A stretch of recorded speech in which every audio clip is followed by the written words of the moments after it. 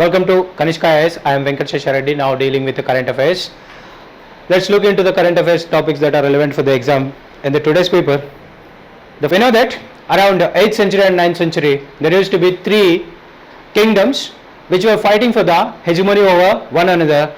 Rather, they wanted to establish one single kingdom, and those are none other than Rashtrakuta, Pala and Gurjara, Pratihara. These are the three kingdoms which were ruling over the areas that are mostly in northern area, Gurjara and Pratihara, Rashtrakuta in southern and almost Vindhya, over and above Vindhya, and in the eastern region it is Pala. Whenever there is a Gurjara, Pratihara started proving its hegemony over the Pala, it has pushed into eastwards, and vice versa it was continuing. Now what is the thing that has become the news in current days?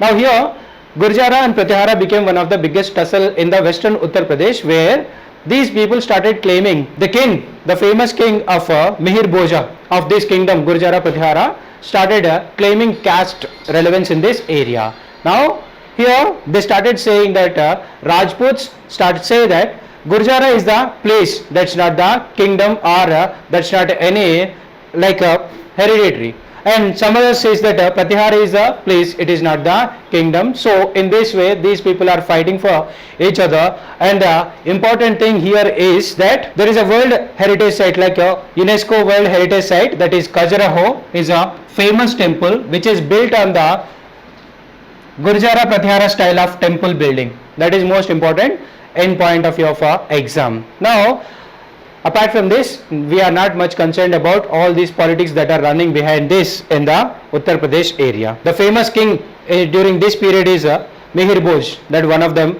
important one. A scheme before its time. This is talking about the digital health identity card that PM has recently launched this scheme. What is this scheme is talking about? Any citizen of our country voluntarily coming forward to register for a 14-digit identity number, just like as we are having the Aadhaar card unique identity number, the same way we will be having the health ID, that is of a 14-digit number. And here it is not a compulsion on every citizen, rather it is just a voluntary one, like whoever come forward for the registration will be availing this service of having the digital ID.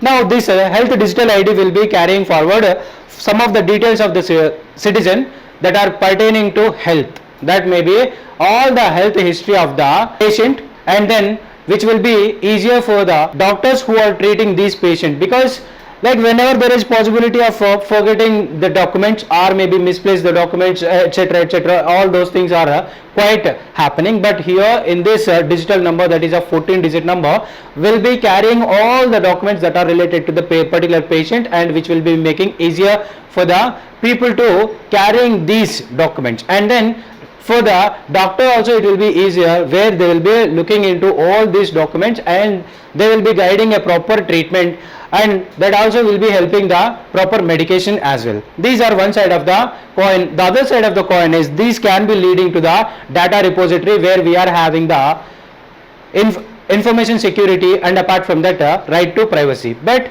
when we are creating a data repository, this will be leading to the leak of information, or maybe whenever there is a amount of information stored at a place, then this will become easy target for the people who are working for the health departments or health company, insurance companies. All these people will be like using this data of the people for their own benefit, and they may be even creating their own schemes that are unnecessarily annoying the citizens, and then as well as that it will be leading to the making the schemes available for the rich people, or maybe creating the divide in these areas. These are the some of the drawbacks that we are having, which are to be addressed. Otherwise this will be a great initiative with a good intention, but which will be again proved wrong thing. PM CARES Fund and conflict with the RTA.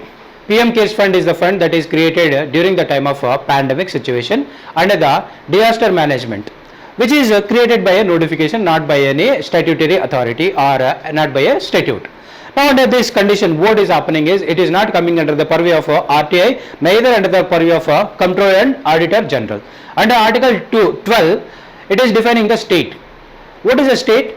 Unless until you are exclusively mentioning a particular state name, or maybe any agent of a government and all the organizations that are directly or indirectly or maybe fully or partially funded by the government are coming under the definition of state.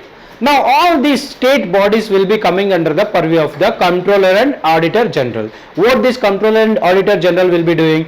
The Comptroller and Auditor General will be auditing all the accounts of the state in a year, and they will be submitting the report to the President, and then it will be tabled in the Parliament via President of India, and this will be discussed in the Parliament by Public Accounts Committee scrutinization, and which will be putting forward into the public forum all the information, how we have utilized the money and where does we got money and where it has been spent. But here it is not coming under the purview of anything, neither into RTI nor into the CAG. So this is become one of the biggest tussle in the present situation, because it is the money that is given by the public and into the funds that was there already in the form of different way. Prime Minister relief fund was already there, then what is the necessity to create some other different fund, and why is it there out of the purview of all this information? Neither it is any national security issue nor it is any private individual, rather it is registered under the trust. 24 lakh pre-primary students to get meals. Now so far it's been almost 26 years that we have been serving the cooked meal for the school children who are in the first standard to 8th standard, that is under the Right to Education Act. All the people who are under the age of 6 and 14 will be eligible to get admission into the age appropriate class, and to encourage this enrollment ratio and retention ratio, to reduce the absenteeism, and also to get the 100% literacy rate, or to achieve the target of 100% literacy rate, we have used this as one of the tool. Apart from this, one another thing that is important here is that we are serving the food for the young generations. That is because malnourishment is one of the biggest issue that we are having, and in the people who are very young, that is of 5 years to 10 years age, or even below 5 years, there is a wasted and wasted growth and stunted growth is the one of the biggest issue that we are having. To get rid of these problems, we are serving a nutritional food to the people who are in the age of 6 and 14 in the schools, to increase the literacy rate as well as to get this young India into a demographic dividend instead of turning it into a demographic burden. In this process, we are going to even serve the people who are below the age of 6, that is under pre-primary schools, that are of accounting to 24 lakh people who will be getting benefited out of this. In the pandemic situation, even those people who are in the age group of 6 and 14 are not able to get this cooked meal, hot cooked meal, but they are getting incentivized, or maybe they are getting in a different form, like maybe in the form of ration or maybe in the form of cash. It's been delivered to the people who are below poverty line, and here the intention is that it will be improve nutritional status and encourage education and learning and increase enrollment and government school. This is the major intention behind the scheme, that is name changed under this. PM Poshan is the name that is given in the new list. India, Australia signed terms of reference for Navy to Navy talks. This is the first of its kind. That is the reason why we are talking in this area, as maritime became one of the most vulnerable area. And recently in United Nations, our Prime Minister also talked about this maritime security and stability on a large scale and wide scale. Now here the thing is that both our navies are going to sign terms of reference. Now this is the first of its kind. Indian Navy has not signed with any other country so far on this basis of naval to naval bilateral relations, and the intention is that the document would be pivotal in consolidating shared commitment to promoting peace, security, stability and prosperity in the Indo-Pacific zone. In this zone itself, we are already having two different multilateral groups, that are one is trilateral, that is in UK, Australia and US, that is under AUKUS, and Quad is already pre-existing. Under this we have already been trying for the stability in the region, and apart from that India and Australia bilaterally are also trying for the stability and peace in the region. Apart from that, it is including Indian Ocean Naval System, Western Pacific Naval System and Indian Ocean Rim Association. These are the areas that we are working over the bilateral status and Navy to Navy relation. Thank you. Keep watching Kanishka IAS for the daily current affairs.